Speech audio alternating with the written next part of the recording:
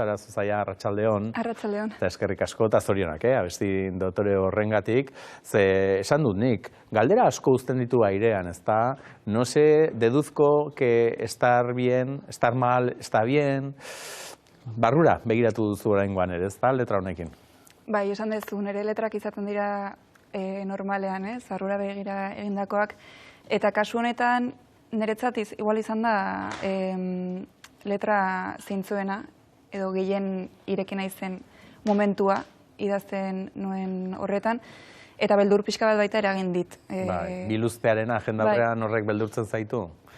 Ohituta ere bazauden arren, zezuk esan duzu bezala, zure letrei eta arreta berezia jartzen diezu, ez dakit zure burua musikaria zarela garbi dago, letragilea ere bai, batetik edo bestetik nondik ote duzun gehiago? Ni musika gehiago konsideratzen naiz gehiago, eta egia da geroz eta gehiago maite dudala letrak idaztea. Eta garrantzia gehiago ematen diot baita ere. Eta uste dut kasu honetan, abesti honetan horretarako aukera eman dio dela letrari. Eta horregatik iruditzen zai nahiko letra zuzena eta nahiko zaila baita ere grabatzeko momentuan adibidez, kriston lotxaz beteta hasi nintzen grabatzen. Eta gaizki pasa nuen. Bai, Bai. Oso barrura egizartu zinelako, edo? Nik uste lotxa ematen zidalako produktoreak Jonek entzutea letra hori lehenengo aldiz. Bai, lotxatia zara zu, ez? Plaza emakume baino ez, barrura begirako hortan zer da hori da? Lotxati izatea, prudentea, hor mugan non dago? Nik uste dut, ez dakit, baina ez lotxatia, baina eraberean ez. Eta uste dut nire barruan dauen hori ateratzeko agian beldurtia baina ez dela. Eta horregatik musika erabiltzen dut hori egiteko, baina beti letrak bigarren zentzu batekin edo ez. Bai, ze abestiak berak ere ala du. Hasiera batean pentsa dezakegu, pertsona bateaz ari zarela, ez? Edo horrelako maitasun historio bat edo egon daitekela, ez da? Gaina gogorra da esaten diozuna, ez?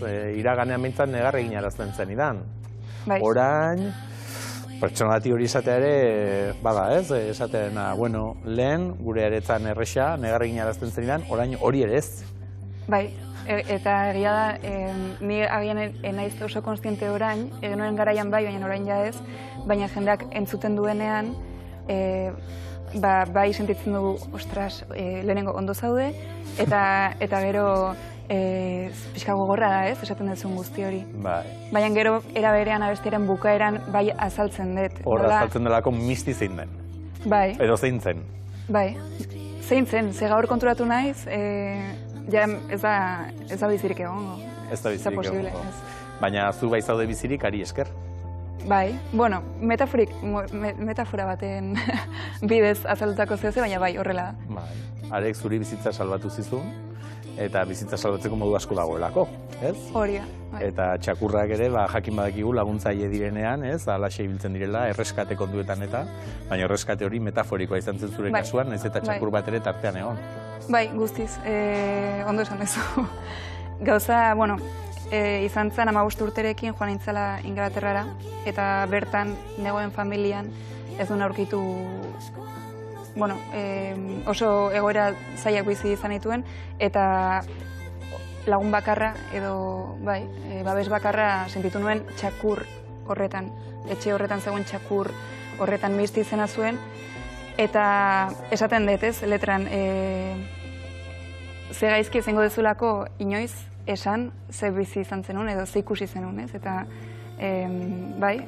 txakur horretan gogoratu nintzen duela gutxi idazten hasi nintzenean kanta. Horrela hasten da harremana eta gero joaten da, obera edo okerrera edo batzutan biak batera. Joan daitekelako harreman bat bai aurrera eta bai atzera, ze hor zuk ere hitz jokoa egiten duzu, ez? Empieza a ir mejor, peor, peor, horrela joku horrekin, ez? Hori da, bai, ezakigu ze pasako den. Eta iruditzen zaidana dela pixkat ziklikoa eta bukle baten barruan bezala gaudela eta bestea bai daka pixkat bukle sentsazio hori eta konklusio bakarra da zakidala zer pasako den hemendik aurrera. Orduan ondo gaude, baina okerrera goaz eta gaizki balen bagaude hobera goaz. Bai, eta horret izaten diozu, sentitzen dut horrela esatea, ez? Baina horrela hor nahi ikusarazten dit, ze kakazarra izan den hausen niretzat, ez, edo que mierda ha sido para mí, ez? Bai, eta era berean baita ere azaltzen dut esaldi horrekin nola idazten dugun momentuan askotan esageratzen ditugun gauzak, ez? Barkatu ze igual hau esan zuretzat eta zuri esan dizut. Ja, bai, batzutan parean zu tokatu zara eta zuri esan dizut, baina behar bada besteren bandeukan buruan, eta zuk ordaindu duzu haren pekatua ere. Hori da. Bai, zezuk esan duzuna, ez? Uste dut zintzotasunak baduela, zure musikak zintzotasuna baduela, ikusten delako artifiziorik eta ez dagoela, muinera zoazela, ez? Eta hor ez dagoela distraitzeko edo aukerarik ez dagoela. Hori da zure letra, zure abestia, eta osagaiak eta kendu dizkiozu benetan garrantzia ematen diozulako mezua helarazteari. Bai, ez dakit, txikitatik, beti dakat buruan anekdota, nola lehenengo kanta idatzi nuena zen Negar gurea izena zuen. Eta hori izan zen 8 urterekin edo horrela. Akordeia jotzen nuen eta akordeoian egin nuen kanta. Bai, zezu musika mundan alaxi hasi zinen, ez da? Akordeia ikasten, ez? Txikitatik, gaztetatik. Hori da, hori izan zen ere lehenengo instrumentua, eta ez dakit, nahiko adore dixentenekan txikitan orain konturatzen naiz. Erakutsi nion irakasleari, bera, hau egin dut, Negar gurea. Eta bai begiratu zidala pixkat harrituta, ez? Nola, zergatik aukeratu duzu, ez, hitza hau eta... Era berean hori bitxia bada, ze segurazki zure lehen kantu horrek zoriontasuna izango balu, irakasleari ez zion hainbesteko harretarik deituko, ez? Baina Negar gurearekin segurazki kezkatu egingo zen. Oraindik ere negarrari alako konnotazioa ematen diogulako. Bueno, bai, guztiz, eta ematen du beti ondo egon behar garela, eta bai kezkatzen gaitu nik usteet ikustea aurrekoak vulnerabilitate pixka bat edo puntu bat erakusten duela, ez? Eta niretzat musika egiteko arrazoi nagusia hori da, botatzea dudan guzti hori. Eta normalean esan dudan bezala ateratzen dugu agian,